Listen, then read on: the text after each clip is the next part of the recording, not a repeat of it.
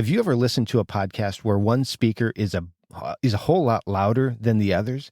If you have firsthand experience and you know exactly how hard that can be to listen to. Today I'm going to share with you one tip that I use to avoid being the person who does that to their listeners. What's happening, podcasters? This is 1000 Podcasters, and I'm Brian Ensminger. I'm a podcaster and a podcast editor, and I'm here to help you succeed with your podcast. If you've had that experience, if you've listened to something where one speaker was significantly louder than the others, you know from firsthand experience exactly how hard that can be to listen to. And if you're like me, especially listening in the car or doing something else, you may have even chosen to go on to the next show in your queue because you simply couldn't hear one person that was talking or the other person was just about blowing out your ears.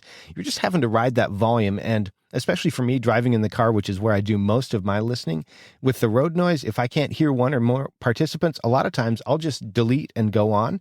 And you certainly don't want to be the person who does that to their audience because it's a good way to lose listeners. They'll miss the valuable content that you have to share with them, and you might sound a little bit like you don't quite know what you're doing. The thing is, though, no matter how well you do at capturing the audio recording or how well you pre-level the audio, there's still a chance that you could end up being that person that does that. So let me walk you through how this might work. Let's assume that you've done a great job of capturing a recording. Everybody sounds really good. They've got healthy levels. There's not a lot of background noise. There's not a lot of talking over each other. None of that stuff. You've got a great recording. And let's assume that everybody is pretty much at the same level. Either you captured the audio where everybody sounded like they were at about the same volume level, or you did something before you started editing to bring everybody to about the same volume level. So you've got something going on right there, but now you've gone through and you wanted to sweeten the audio up a little bit, so you've applied some effects. Maybe you've applied some equalization and compression, both things that are pretty standard for podcast production. And honestly, they do a pretty good job of helping clean things up. You may have also done some other things. Maybe you decided to add some mic saturation or a vocal enhancer or the Affix Big Bottom or something like that. But you've added some effects and you like how everybody sounds, but now the voices are at different volumes. And this is something that can happen after you apply effects, even if you've got everything pre-leveled to exactly the same level before you start, it's going to be different once you finish processing. And you've tried tweaking the volume on every track. You've gone through and you've adjusted the gain, you've adjusted the fader, you've listened, you're trying to get everything dialed in, and you're starting to struggle. And now, as you're producing your show, you're starting to run out of time. Maybe you've got a deadline approaching, maybe you've got to go to work, maybe you want to go to bed because it's late or really early in the next morning. Maybe you want to spend some time with your family and you're struggling because you want to get it done. You want to have that time with your family or have that time taking care of yourself, whatever it is that you need to do. But you also don't want to release a subpar episode or release anything late. But now you're starting to wonder if you can even trust your ears. If you're in that place, you know how frustrating and how disempowering that can be. And it's a place that many of us, me included, have been at least once. And we've wondered if there was maybe some kind of tool that could help us get everything dialed in. If only there was a way to be able to trust your ears a little bit better or be able to get it dialed in a little bit closer, some way to augment what you're hearing. And you're in luck, because there is.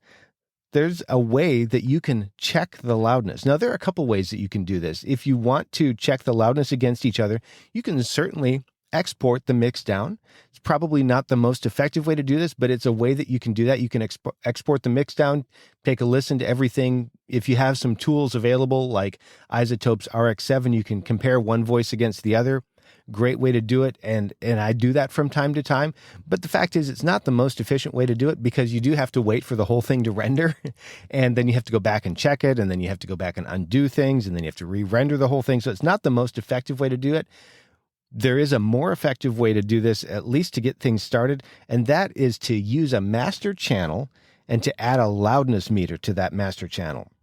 I'm going to walk you through this. I was hoping to make a video, but I haven't been able to get to that yet. I've had some stuff going on. I'll talk a little bit more about that when we're done.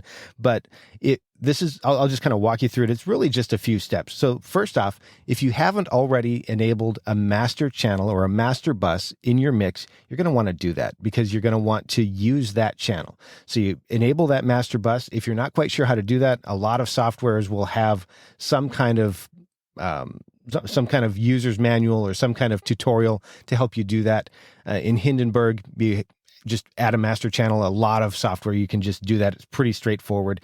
If you don't know how to do that, check the tutorial. So you've enabled the master channel. Next, we're going to add a loudness meter. A lot of different digital audio workstations like Hindenburg may have a built-in loudness meter. Now, this is not the little up and down meter that checks your voltage, basically. So it's got green, yellow, and red. We're not talking about the one that sits right next to the fader or the slider. That's going to measure a different kind of volume. We're wanting to measure loudness in LUFS. This is the way we perceive the audio, not necessarily the amount of electricity or, well, as a proxy for electricity, how it's been processed digitally. But we're not going to measure that. We want to measure the perceived loudness. If you use Hindenburg, there's a built-in loudness meter. I think that Logic has one too. A lot of different pieces of software now have a built-in loudness meter that does measure in LUFS or perceived loudness. If you don't have one of those, I do have a recommendation. The one that I like the best is the Ulean loudness meter. They have a free version and a paid version. Check that one out. Throw that, whatever loudness meter you have available to that does measure in LUFS or loudness units full scale, throw that on your master channel and enable that. Then solo one of the tracks, solo one of the speakers, and listen to that for a couple of minutes and take note of how loud that comes across, whether it's -16 or -23 or -27, whatever that is. Take note of what it is, and then switch over to the other one. Solo the other track, so you're only listening to one track. As a note, if you don't know how to solo, a lot of times there's just a little S on the head of the track right next to the fader. That's where you would solo that track. So solo one, listen to it, take note of where it is, then solo the other, take note of where it is, and then work with them. Just adjust the volume fader to get them to the same level. And I don't usually try to get them dead on. What I'm usually looking for is plus or minus half a decibel of each other. That's generally close enough that there's not going to be any perceived difference in the volume between them. A lot of times when people are speaking, their voice is going to get louder and softer and louder and softer anyways, so we're not trying to get an exact match. We're just trying to get something that's really pretty close so that it doesn't sound weird. And I do have a tip for you here, because it can take a little while to try and get this dialed in, and then you've got to try and dial it in against the rest of the mix. So for me, I just developed a quick way that I do this that works for my workflow. And as you get a little bit of experience, you'll find one that works for your workflow. For both of them, rather than listening first and then trying to adjust to each other, I listen to the first one, do that sample, and I try and adjust it to where it's between -22 decibels and -21.5 decibels.